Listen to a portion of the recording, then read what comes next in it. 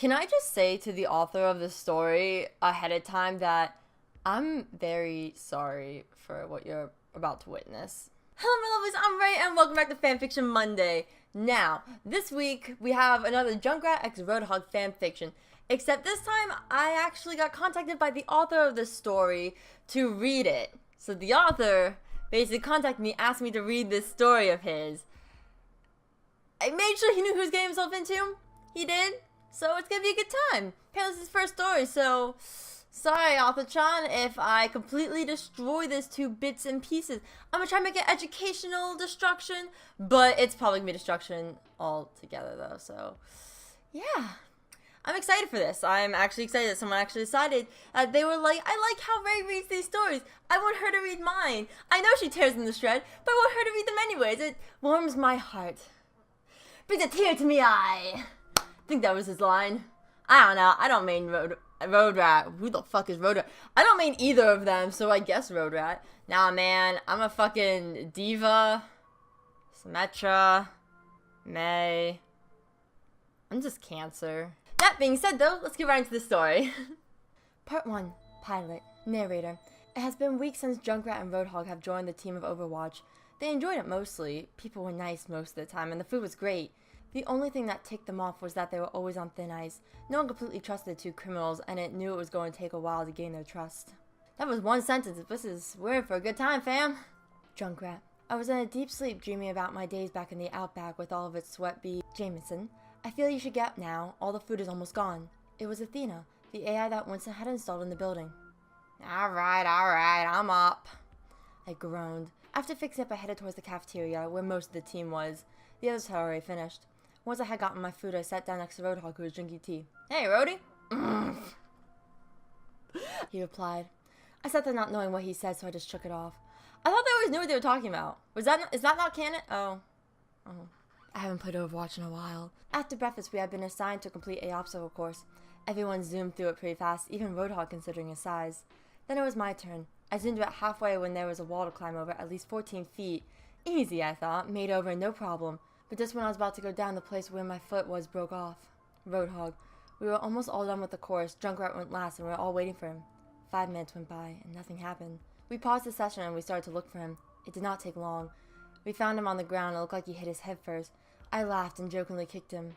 He didn't budge.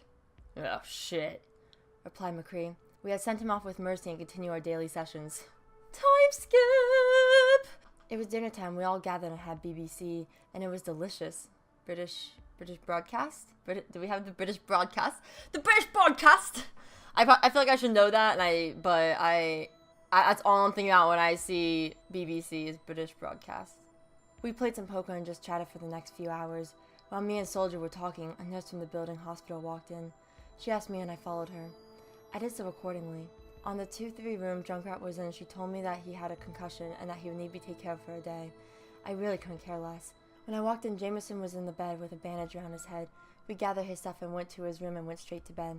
It was weird of him because he never goes to bed this early, but if it was peace and quiet, it was good enough for me. Junkrat. When I woke up, I was in the break room. The lights were off and must have, though I fell asleep while in here. As I was leaving, I noticed a radiant glow coming from the window. Then I saw something horrible. Explosions. Explosions everywhere. I was so shocked that I couldn't do anything but stand still and watch them and the building start to shake. Roadhog found me and was yelling for me to come on and get the hell out of here before we could get any closer. Part of the ceiling fell on him. I looked in horror as the rest of the building fell apart. I looked up. Woo! I feel like I should take that more seriously, but I am an immature child. I don't know what y'all expect of me anymore. I woke up to a thud on the floor. I sat up and saw Jameson on the ground. He was whimpering and looked like he was having a nightmare. Before I could lay back down, Jameson yelled, Roadhog, no! I started to tear up. I was confused and asked, Jameson? He looks at me and looked pale. He managed to stutter, Ghost! I went over to him and slapped him in the face and said, Not dead. You just had a bad dream, dumbass. He shone his head and looked around the room and said, Oh. I laid back down and closed my eyes. After 2 minutes, I felt something on my bed and it crawled beneath the covers with me. I looked back and saw him. He was still pale and still had a few tears running down his face, and he was shaking madly. I put my arms on his shoulder and said, It's alright, Jameson. I'm here. I heard him exhale really loudly. I thought you had died, he said. I have no idea in the world what to do if you weren't here. Good night. I replied. He closed his eyes. So did I. Oh, why does Roadhog have to have a voice? My voice, I am a high-pitched, I am a soprano. I am a soprano variety. I cannot do the low voices. That is not in my repertoire. I am sprouting words. I'm just gonna keep going. The next morning I woke up. Jameson was still lying in bed next to me. I decided to get up early and grab a quick breakfast. As I was drinking tea, McCree entered, noticed, grabbed some coffee, and sat across from me. Any word on Junkrat? He asked. He's fine. Just a minor concussion and a few bruises. He won't be able to do anything today so we can recover. Oh, well, that's mighty fine, McCree replied. Everyone was very nice, but always kept their distance except for Tracer and McCree. McCree mainly hangs out with me and Tracer hangs out with Jameson. They're both pretty laid back, too. So, what do you think about the ladies? McCree smirked. Not really in the right time for girls right now, I said. As we were chatting, Tracer zoomed in. Hello, boys! He said cheerfully. Hey, replied McCree. Before I could say anything else, Tracer almost yelled. Hog, do you know where old Junkrat is? I really want to check up on him. Tracer said, worried. He's out of the room and to the left where our room is. Thanks, love. She cheered and zoomed away just like that. Junkrat. I woke up to someone knocking on the door. I grumbly said, Door is open. And in came Tracer. She was probably my second best friend. Else talked all the time about everything. Before I could say anything, she was right in front of me and checked out my forehead, then zoomed next to me, hugging me. You alright, love? I was worried sick the whole night, she said. That's fine, mate. Just a little bump on the noggin, nothing else. I replied. Then she noticed that I was in Roadhog's bed, not mine, and looked at me smirking. What happened last night, eh, old boy? She said. Oh, this is nothing. Then my spring broke and my bed got really uncomfortable and... Love, what really happened? I sighed, closed my eyes, and told about the nightmare and how Roadhog comforted me. She sat there and hugged me really tight. I started to tear up, but she shushed me and let go, and we talked for hours on end the rest of the day. And that's the end of that chapter. I want to say really fast, though, that overall, I so far really like the story. The only thing is that, though, is that some of the grammar things are just irking me just a tiny bit. Like, fucking run-on sentences, or either that, or, like, really short sentences, or the non-use of comments. Comments are important, boy. Like, as much as, like, I hate them sometimes, they're important. They don't replace a period, but at the same time, especially if you're listing things, they're very important. But then again, I'm not a grammar expert. I am not an English major. Fuck that shit. Also, Roadhog voices are cancer for me. Let's go to the next chapter. Narrator. As the day went by, Junkrat was hanging out with Tracer, but of course still needed to go to training, so Junkrat was left alone most of the time. Junkrat. The hours moved slower and slower, then Tracer appeared to talk to me less and less. I was so bored that I decided to work on my concussion grenade to make the explosion bigger and the bear trap's teeth extra sharp. After a while, that got boring too, and I just sat down in the conference room. One side of the room only had windows, and I got to see the view of the training course, which is where everyone was at. I decided to actually see what talents they had to be so prominent on the team. After a while, I could definitely see why. It would definitely do some good on the battlefield. My favorite was probably Diva's. Her special ability was that her mech would self-destruct and blow up! It blew my mind. Training course would end at 5, and everybody came back. Some checked up on me, but the rest hung out in the break room. I showed Roadhog my new and improved concussion mine. I had just doubled the napalm, so I think the explosion was bigger. Before I could press the detonator, a soldier stopped me and said I had to test it outside for safety reasons. Boring. Roadhog. The bomb did go off. It was a pretty big, too. A little too big because birds flew out of the trees after the bomb went off. Jameson decided to take the napalm down a notch, and I couldn't agree more. Wait. Decided to take the napalm down. This is Jameson. This is the guy that just explodes stuff. Why would he make an explosion smaller? What? No. All right. No. This is what I'm gonna dispute. This is the guy that just blows shit up. Who looks constantly like he's on fire. Why would he tone down an explosion? I highly doubt that. Highly.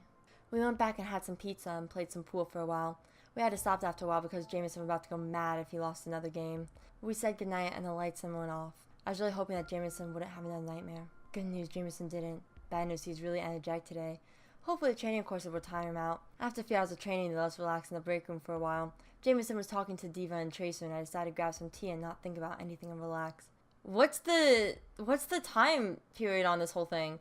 Wait. So they were just playing pool, then went to bed, and then they're training, and then they're in the break room. What? Hold on. I'm way too confused for my own good. I'm just gonna keep going. Fuck it. Junkrat. Training went by as usual and got pretty boring though, so I purposely messed up a bunch of times to get Lena to laugh. She did every time. Thankfully, we got to have a break, which, by the looks of it, everyone wanted to take a break. I grabbed some beer and chatted with Hana and Lena for a while. So, Junkrat, how's your head? Hana questioned.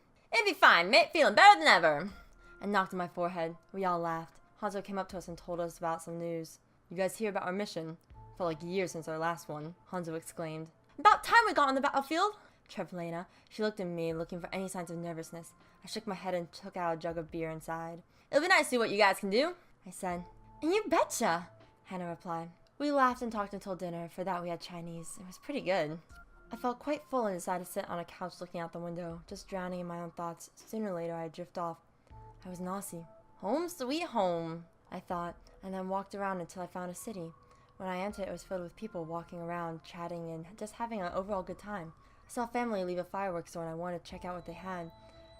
Once they went out of view, I went to see what was in stock. Just some lame fireworks that didn't have any bang. Not to me, at least. But then I noticed something. It was weird. I didn't look the same. I mean, it was me, but just younger. Way younger. I was interrupted by a rumbling in the ground and people screaming and running for shelter.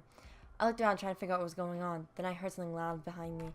I turned around and saw smoke and fire heading straight towards me.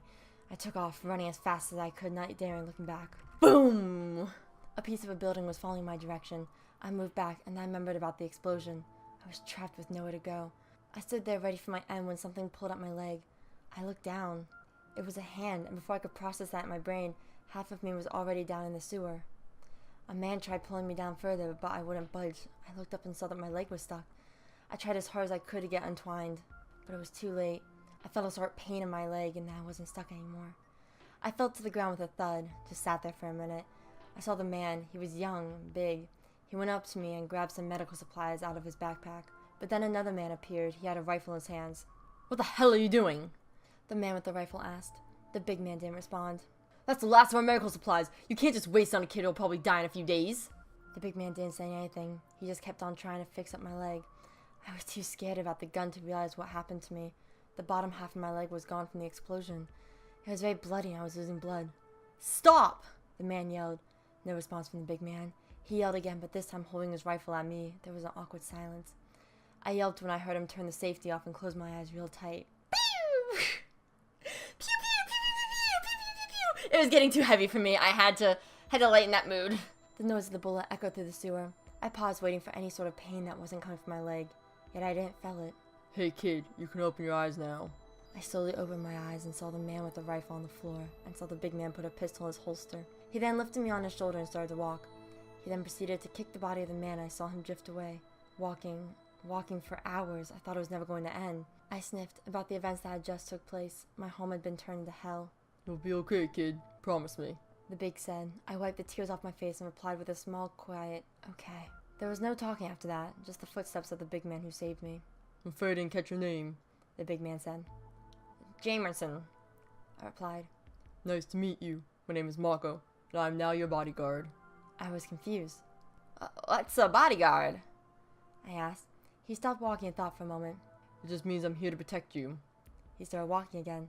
I then closed my eyes and drifted off, knowing that I'd be safe thanks to my new bodyguard. What? Wait, what? Wait, what? Wait. Okay, I'm pretty sure the author does not claim to be trying to do anything canon, so I should probably stop questioning the canonicity of this. But what? Huh? Also, I'm pretty sure a pistol and a rifle have two different sounds, when they go off. Tracer. Me and Hana were talking about ideas for what we were going to do on our next mission. I heard someone yelp. I brushed off and continued to chat with Hana. But you're Tracer! Then Jamerson yelled across the room. The only people in the room were me, Hana, Jamerson, and Roadhog, so no one else heard it. Roadhog immediately got up from his chair and walked up to Jamerson. I then zoomed right next to him. I thought for a second. When you think of Jamerson, he is always hyper, sweet, and crazy. This did not look like the Jamerson I knew at all. He looked pale, was shivering, and he was sweating. Roadhog then shook Jamie up, and then he jumped from his chair, gripping the armrest with eyes wide open. He looked at me and at Roadhog, and then sat there for a minute. He got up from his chair, patted me and Roadhog on the shoulder, and walked away, hands in his pocket. Me and Roadhog exchanged looks. What is up the boy? I asked. Roadhog took a deep breath and paused.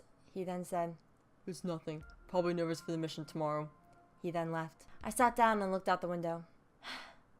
Wow, it's been a long day, I said to myself. So yeah, that's all I'm probably going to be reading today. That was Having a Blast, a Junkrat and Roadhog fanfiction that one of my lovelies had recommended to me. Thank you again so much for recommending that to me. All in all, I am probably going to read it in my spare time because I actually do like it. But again, there were just there's just parts that just confuse me, and some of the grammar that makes it difficult to read. Please understand. Like, again, story's there. I mean, maybe not the chronologically, cryogenically, the timeline doesn't make sense that much, with the whole, like, sudden skips of what the fuck's happening, or where they're at. That doesn't make much sense. But again, you said it's your first story, so I'm gonna kind of forgive you and just be like, it's whatever, fam. Overall, it was fun to read, yeah, definitely gonna be more of it. That being said, thank you guys so much for watching. If you like, comment, subscribe, check out my other videos, recommend me fanfiction, whether the fanfiction or the fandom. I'm always looking for suggestions. Also, check out this story. I'll be linking in the description below if you want to read it for yourself. Thank you again for the suggestion. Don't forget to stay mythical, y'all, and I'll see you next time. Goodbye, my lovelies.